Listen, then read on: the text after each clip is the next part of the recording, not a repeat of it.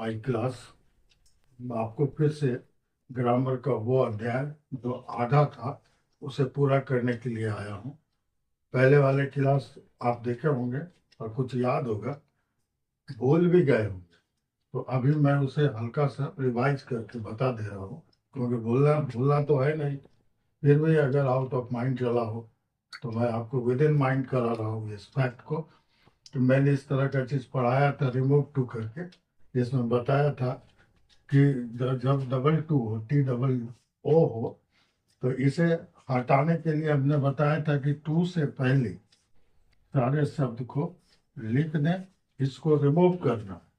तो इसीलिए इसको रिमूव करने के लिए तो हटा दिए, इसके बगल वाले शब्द को मैं उतार लेता हूँ और इसमें ई आर लगाते हैं। ई आर लगाने से ये कंपैरेटिव डिग्री हो जाता है, और जब भी एडजेक्टिव में हम कंपैरेटिव बनाना होता है हमें, तो हम उसमें ई आर लगाते ही लगाते हैं। और उसके पहचानने का ही सिंबल है देन। लगा के मैंने बताया था एक शब्द कि देन के बाद प्रेजेंट टेंस में हमेशा इट इज प्रॉपर ही लगता है। इट इज प्रॉपर, इसे मैंने बताया था कि आपको याद ही कर लेना है। तो देन के बाद तो कुछ सोचना ही नहीं है, इट इज प्रॉपर लगा देना है। अब इसकी हिंदी देखिए, मैं हूँ तो मतलब जरूरत से ज्यादा, मैं हूँ जरूरत से ज्यादा कमजोर, यानी कि मैं जरूरत से ज्यादा कमजोर हूँ। दूसरे को भी अगर मैं कहता हूँ कि तुम जरूरत से ज्यादा मैथ में कमजोर हो, you are too weak in math, सिर्फ इन लगा के मैथ लगा दिए। तुम जरूरत से ज्यादा केमिस्ट्री में कमजोर हो, you are too weak in chemistry. तो ये हमें हेल्प करता है, हमें इंग्लिश बोलने में भी और कई दफा लिखने में भी इस तरह के सेंटेंस आते हैं। देखने में तो छोटा लग रहा है, लेकिन इसका प्रयोग बहुत ही लार्ज स्केल पे है। अगर आप ध्यान देते हैं तो आपको इन द लॉन्ग रन इसका बेनिफिट आप रियलाइज करेंगे। ये तो रिमूव टू का पहला पार्ट था। अब मैं ऊपर दो लाइन लिखा हूँ, मैं जरूरत से ज्यादा गरीब हूँ। और जरूरत से ज्यादा गरीब हूँ, आप मेरे बोलने से पहले अगर आप क्लास देख रहे हैं या देखेंगे तो खुद बना लेंगे, अगर समझे हैं तो, कि मैं जरूरत से ज्यादा गरीब हूँ। तो मैं हूँ आई एम, जरूरत से ज्यादा का English too, I am too, गरीब का poor, I am too. But ये जो मैं आपको बताने जा रहा हूँ, इसका मीनिंग और बनाने का ढंग बहुत ही अच्छा और मजेदार है और बहुत आसान है। इससे पूर्व हमने पढ़ा था आई एम टू वीक, यहाँ तक आई एम टू वीक, जिसे मैंने बनाने के लिए बताया। अब मैं बता रहा हूँ आई एम टू वीक, अब एक टू से थोड़ा बढ़ा दिया, ये बढ़ता चला जा सकता है। I am too weak to walk with you, मैं इतना कमजोर हूँ तुम्हारे साथ टहल नहीं सकता हूँ। और जितना आप बढ़ा सकते हैं वो बढ़ता चला जाएगा। पहले इसे बनाने का रूप देख लें, फिर ट्रांसलेशन पर आधारित मैं आपको वो भी बता दूंगा। तो मैं इसमें देखिए, इसे हम लोग सब्जेक्ट कहते हैं, पहला लाइन शब्द को, और ये एक्जुलरी वर्ब है। सब्जेक्ट के बगल में जो शब्द है वो एक्जुलरी वर्ब है, और थ्री डबल और टू के बाद जो शब्द है उसे एडजेक्टिव कहते हैं। और ये टू टू के बाद जो शब्द है ये वर्ब है। तो इसे बनाने का देखिए कितना आसान तरीका है, मैं यहाँ बता रहा हूँ। सबसे पहले सब्जेक्ट लिखना, यानी सब्जेक्ट क्या है, आई। फिर कहता है एक्जुलरी वर्ब लिखिए, सेम एक्जुलरी वर्ब हमने लिख दिया।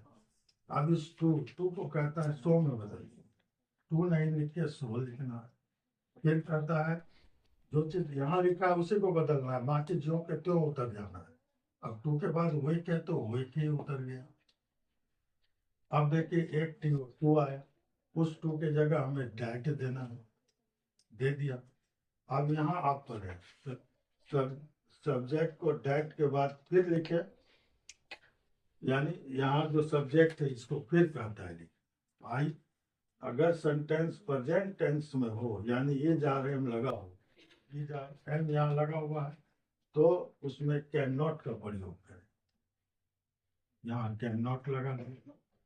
जब कैन नॉट लग गया तो अंत में टू के बाद कुछ भी लिखा हो आप उसे उतार दें। टू के बाद यहाँ सिर्फ वाक्य लिखा है तो यहाँ सिर्फ वाक्य। अब देखें कोई टेंशन, नो प्रेशर, बिल्कुल रिलैक्स होके आप इस तरह के लंबे grammar in a short while आप बना लेंगे। I am too weak, I am so weak that I can not walk, मैं इतना कमजोर हूं कि मैं टहल नहीं सकता हूँ। इसी तरह अगर मैं आपको बनाने दूं, you are too dull to work, अब इसकी हिंदी भी आप जान रहे हैं कि तुम इतना सुस्त हो कि काम नहीं कर सकते हो। अब इसमें देखिए सकता हूँ कुछ भी नहीं लिखा हुआ है, लेकिन मीनिंग सकता हूँ मैं, क्योंकि ग्रामर में इसका मीनिंग आता है। इसलिए इस तरह का ट्रांसलेशन आपको बहुत कम जगह मिलेंगे जो मैं आपको बताने जा रहा हूँ, इसलिए ध्यान से देखें तो आपको लाभ होगा। अब टू के पहले हम सारा चीज लिख दें, यू आर लिख दिया, इस टू को सो में बदलना है, बदल दिया। दल जैसा है वैसा आ गया, तो के बदले में टाइट आ गया। कहता है सब्जेक्ट को पुनः लिखिए, सब्जेक्ट यहाँ जो है हमने लिख दिया। यू इसके बाद प्रेजेंट टेंस में हो तो आप कैन नॉट लगा देते हैं। फिर कहता है टू के बाद जो शब्द है उसे उतार लीजिए, लिख दिया। कहीं कोई परेशानी, no tension, you are so dull that you can not work.